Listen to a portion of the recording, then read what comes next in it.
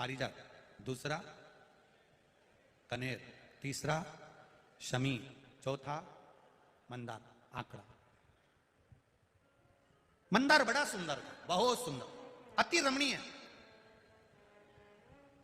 धौम्य ऋषि के पास में सूचना पहुंची। औरा ऋषि ने जाकर निवेदन करा कि मेरी बेटी शमी का विवाह करना है। औरा ऋषि तुरंत जब मंदार के पिता धौम्य ऋषि के पास जाकर बोले कि मेरे को बेटी का विवाह करना है, धौम्य ऋषि ने हाँ भर दी और मंदार के साथ में शमी की शादी हो गई, विवाह हो गया। शमी का विवाह होने के बाद में जिस दिन विवाह हुआ उसके ठीक तीसरे दिवस मंदार वापिस विद्या अध्ययन करने के लिए अपने गुरु के दरवाजे पर चले गए। और जैसे ही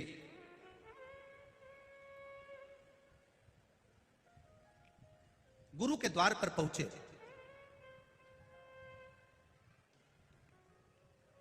जाकर निवेदन करा। विद्याध्ययन प्रारंभ हुई। विवाह का तीसरा दिन था जिस दिन चले गए। मंदार जब सोनक ऋषि के यहां पर विद्याध्ययन करने के लिए गए, विद्याध्ययन करने के लिए पहुंचे, समय बीतता गया बीतता गया बीतता गया और उन्होंने विद्याध्ययन कर ली।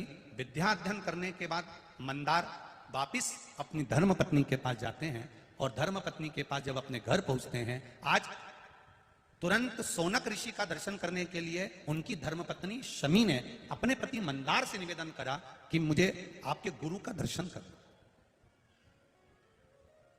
आपके गुरु का दर्शन करना है। मंदार ने कहा चलिए।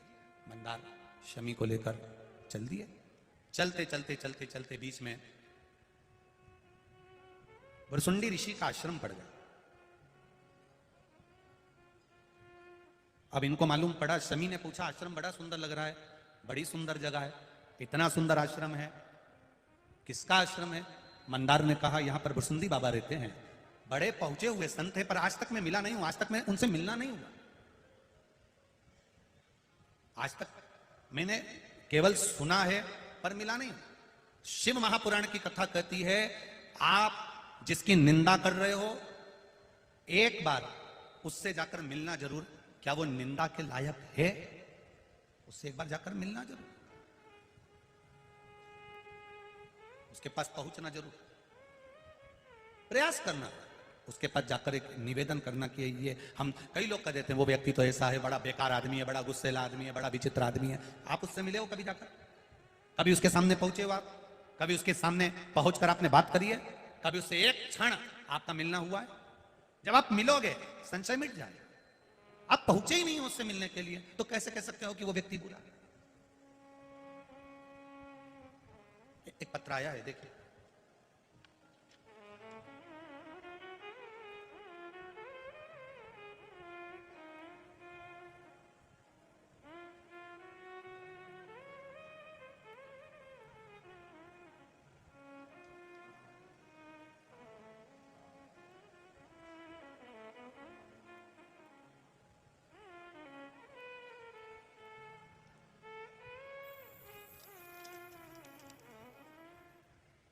किरण शर्मा, पति सुनील शर्मा, स्थान नागदा जंक्शन। कहीं बैठे हो तो हाथ हिलाइएगा, दोनों हाथ हिलाइएगा। आप ही हैं? दोनों हाथ हिला देगा। श्री शिवाय नमस्तुभ्यम।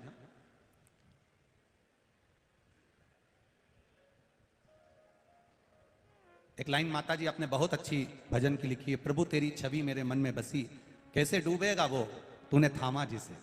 प्रभु क्या वर्णन करूं, उसके लिए शब्द नहीं है गुरुदेव। मेरे पतिदेव के पेट में छत पर से गिरने के कारण एक गठान हो गई थी। बहुत सारे डॉक्टरों को दिखाया, नागदा, उज्जैन, बड़ौदा, बड़नगर, आराम नहीं पड़ा।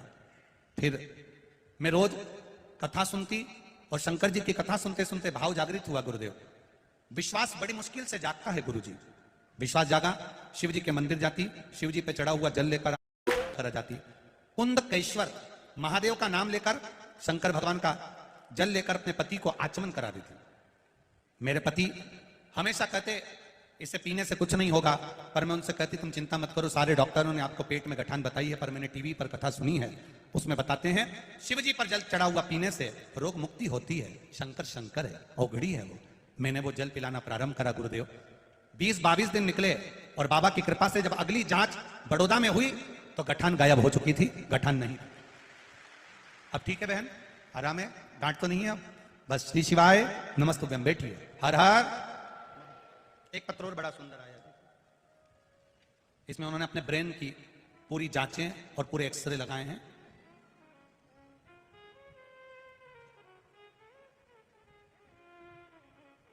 मेरा नाम संगीता चौहान है, मैं गांव नागौरा जिला धार की निवासी हूं। कहीं बैठी हो तो हाथ हिलाइएगा, कहीं बैठी हो तो दोनों हाथ, आप ही हैं, दोनों हाथ हिला दो बहने से, दोनों हाथ ऐसे हिला दो एक बार।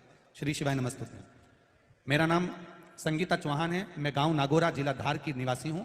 मेरे पति को सर में दर्द बहुत दिनों से सिर में हो रहा था, तो इंदौर में दिनांक 27/1/2023 को दिखाया, अस्पताल में दिखाया, तो डॉक्टरों ने जांच के बाद ब्रेन में हेमरेज नामक बीमारी बता दी। ब्रेन हेमरेज बताया, ऑपरेशन के लिए कहा गया, खोपड़ी को काटना पड़ेगा, ऑपरेशन किया जाएगा, रिस्क बहुत ज्यादा है, ऐसा उन्होंने बताया। व्यक्ति ब्रेन हेमरेज होने पर कोमा में भी चले जाता है, इसलिए आप पहले विचार कर लें। कई बार व्यक्ति पागल सा हो जाता है, पलंग पर से उठ नहीं पाता, सुध बन जाती है, उसका ध्यान केंद्रित नहीं हो पाता। सब डॉक्टरों ने एक ही बात बताई गुरुदेव, हम समझ गए और उनसे बात कर कर जांचें कराकर दवाई लेकर घर आ गए। दूसरी बार फिर जांच कराई पर उसका कोई निर्णय नहीं निकला। उन्होंने कहा ऑपरेशन तो करना पड़ेगा क्योंकि ब्रेन हेमरेज है। हम बड़ौदा जाने का प्लान बना लिए और बड़ौदा चले गए। इंदौर से बड़ौदा गए, 31/1/2023 को हमने 27/1/2023 को दिखाया, 31/1/2023 को हम बड़ौदा निकल गए। बड़ौदा जाते जाते मेरे रिश्तेदारों ने कहा शिव पुराण आती है, जाते जाते मोबाइल पर सुन लो। हमने मोबाइल पर सुनते सुनते गए, एकांतेश्वर महादेव का आपने वर्णन करा, रोड के किनारे पर कहीं शिव मंदिर था, हमने उसकी पूजन करी और पानी की बोतल जो गाड़ी में थी वही चढ़ाकर चले गए। गुरुदेव पारुल अस्पताल बड़ौदा का, वहां पर इनकी जांच प्रारंभ हुई। जांच होते ही डॉक्टर ने कह दिया इनको ब्रेन हेमरेज है और खून के थप्पा जमा हुआ है, बड़ा ऑपरेशन हो सकता है, पर आप भगवान पर विश्वास करिए, भरोसा रखो, एक बार बड़ी जांच वापिस कर लेते हैं। हमने श्री शिवाय नमस्तुभ्यम का जाप करना प्रारंभ करा। श्री शिवाय नमस्तुभ्यम का जाप करते घबरा गए और जांच फिर हुई। फिर जांच करने पर मालूम पड़ा कि बड़ा ऑपरेशन, सिर को खोलने की जरूरत नहीं पड़ेगी, एक छोटा सा ऑपरेशन करना पड़ेगा, बस उसी से ठीक हो जाएंगे। 3 तारीख 2 महीना फरवरी का महीना 2023। गुरुदेव ये बहुत दूर का बाबा का आशीर्वाद नहीं, 2 महीने पहले का है गुरुदेव। और उनका ऑपरेशन जब डॉक्टर करने के लिए तैयार हुआ, जैसे ही बस छोटा सा ऑपरेशन करने के लिए तैयार हुआ तो डॉक्टर ने भी तुरंत आकर कह दिया कि उस ऑपरेशन की भी जरूरत नहीं और धीरे धीरे तुम्हारे पति ठीक हो गए, उनका सिर का जो थप्पा है वो ठीक हो गया। अब ठीक है मां, आराम है, हर हर महादेव। बैठिए। श्री शिवाय। शिव तत्व इसी को, उसकी भक्ति, उसका विश्वास, उसकी दृढ़ता। छोटा सा ऑपरेशन कर कर खून के थप्पे को वही निकाल लेना, पूरे मस्तिष्क को ना खोलना। डॉक्टर भी कहता है ये किसी बाबा की कृपा के बिना, शिव कृपा के बिना कोई दूसरा ही डॉक्टर बैठा रहता है, वो अपने आप कर लेता है। उस जगह पर कोई दूसरा नहीं होता, केवल आपका विश्वास होता है शिव के प्रति। सोनक ऋषि के पास जाते जाते धर्मपत्नी ने कहा कि ये कौन का आश्रम है, ये कौन सा आश्रम है? कहा ये भुरसुंडी बाबा का आश्रम है, यहाँ एक बड़े मुनि रहते हैं, बड़े बड़े तपस्वी हैं। आज तक मैंने उनको देखा नहीं है, पर एक बार उनके दर्शन की अभिलाषा है। हम भी कई बार विचार कर लेते हैं, मिलने से पहले ना जाने कैसा होगा, ऐसा है वैसा है, यूं है यूं है। हम कजन कितनी व्यक्ति के लिए बात कर लेते हैं, पर निवेदन शिव पुराण की कथा कहती है, जब तक आप उस व्यक्ति से ना मिल लो तब तक अपने मुख से एक बार भी किसी की निंदा नहीं करना चाहिए, क्योंकि उसको पहले मिलो तो कि वो है कैसा। क्यों निंदा कर, क्यों बोलो? चला मंदार शमी का हाथ पकड़कर भुरसुंडी बाबा के आश्रम में प्रवेश कर गए, जहां पर भुरसुंडी बाबा बैठकर तप साधना कर रहे थे। क्या देखा मंदार ने? भुरसुंडी जी किसकी तप साधना कर रहे हैं? विनायक भगवान गणेश जी महाराज को भुरसुंडी बाबा सबसे ज्यादा चाहते थे, तो उन्हीं की आराधना करते थे। एक बार श्री गणेश जी महाराज भुरसुंडी बाबा पर प्रसन्न हो गए और उन्होंने वर मांगने को कहा। तो भुरसुंडी बाबा ने वर में केवल एक ही चीज मांगी थी, आपका जैसा विग्रह है वैसा विग्रह मेरा कर दीजिए। तो भुरसुंडी जी को भी हाथी का मुंह लग गया था, हाथी का मुख लगा। अब भुरसुंडी जी को भी हाथी का मुख लगा। मंदार और शमी ने जाकर जो दर्शन किया, दर्शन करते से ही मंदार और शमी उनका हाथी का मुख देखकर हंसने लगे, ठाका लगाने लगे, ठिठोली करने लगे, उन पर उपहास करने लगे। जब उन पर उपहास करने लगे और उपहास कर कर दो शब्द कहना चालू करा, शिव महापुराण की कथा फिर कह रही है, किसी को भी हल्के में मत लो, छोटा मत समझो। इस समय का चक्र बड़ा प्रबल होता है, कब इधर से पलट कर उधर कर दे ये जिंदगी का भरोसा नहीं होता है। किसको वो माताएं भोजन बनाती है ना, भोजन बनाने में जो हलवा बनाती है, हलवा बनाने में उसके हाथ में एक ऐसा चपटा सा रहता है, डंडा लगा हुआ, क्या कहते हैं उसको? पलटा। उसका नाम ही है पलटा। उसका एक ही काम है, नीचे का खींच के ऊपर करना, ऊपर का खींच के नीचे करना।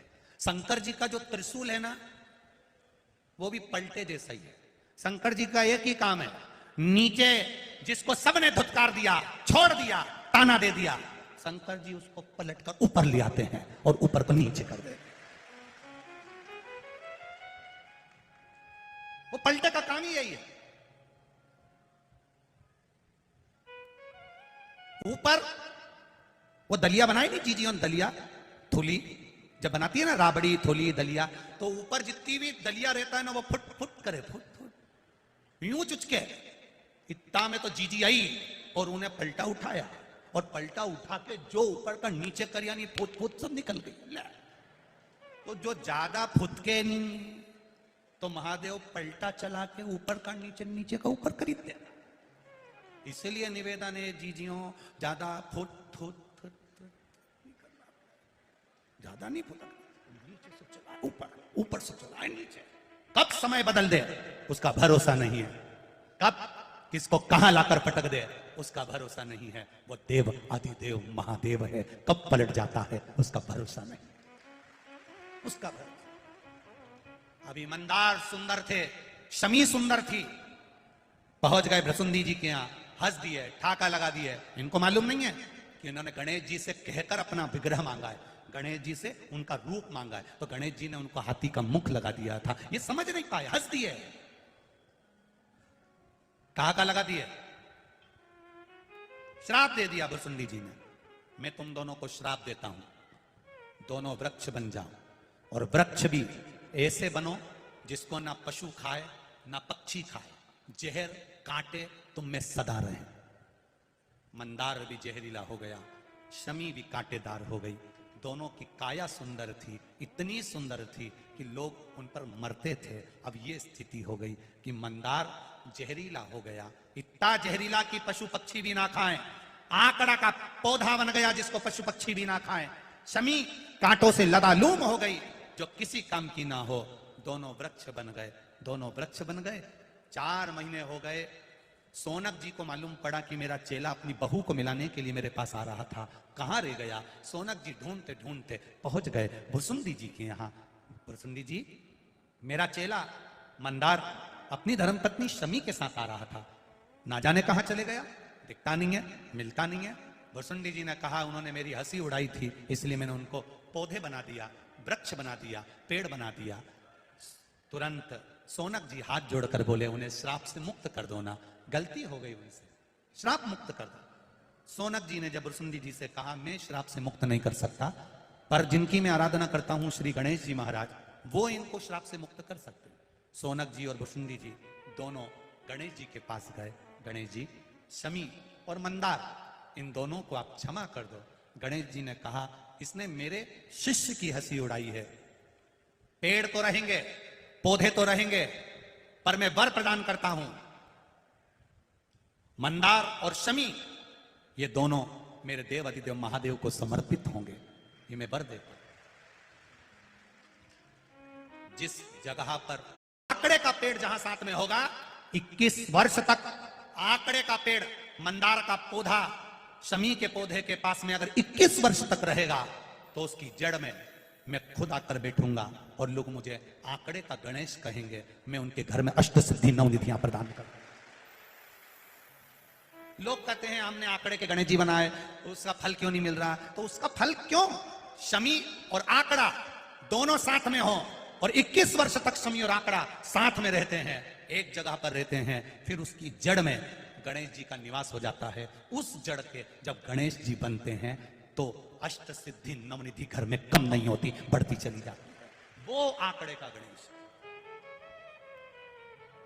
मंदार, शमी, तुमने गलती करी है, तुम दोनों पौधे के रूप में रहोगे, ये मेरे शिष्य ने श्राप दिया है, पर मैं वर देता हूं। मेरी आराधना करने वाले, गणेश जी कहते हैं मेरी आराधना करने वाले, शमी का पत्ता, शमी का पुष्प, मंदार का पुष्प जब मुझे लाकर देंगे, दोनों साथ में दुर्वा के साथ मुझे समर्पित करेंगे, मैं उनकी मनवांछित फल की पूर्ति कर दूंगा, उनको आंच नहीं आएगी। ये मंदार आंखों से जल बहाता हुआ कहता है, हम क्या वृक्ष की योनि से छूटेंगे नहीं? हम क्या कभी वृक्ष योनि से समाप्त नहीं होंगे? गणेश जी ने कहा, मंदार, शिष्य का श्राप है, वो तो तुम्हें वृक्ष योनि में रहना पड़ेगा, पर तुम भले किसी से मिलने जाओ मत जाओ। गणेश जी कहते हैं, पर मंदार और शमी 33 कोटि देवी देवता तुम दोनों की जड़ में, तुम दोनों के पास सदा विराजमान रहेंगे। वो शमी, वो मंदार, एक मंदार का पुष्प। आपको कई बार कथा में कहा कि जब संतान की, इसमें कई पत्र हैं संतान की प्राप्ति के, कोई के 12 साल हो गए, किसी के 8 साल हो गए, किसी के 10 साल हो गए, किसी के 6 वर्ष हो गए। ये कोई माता ने लिखा है,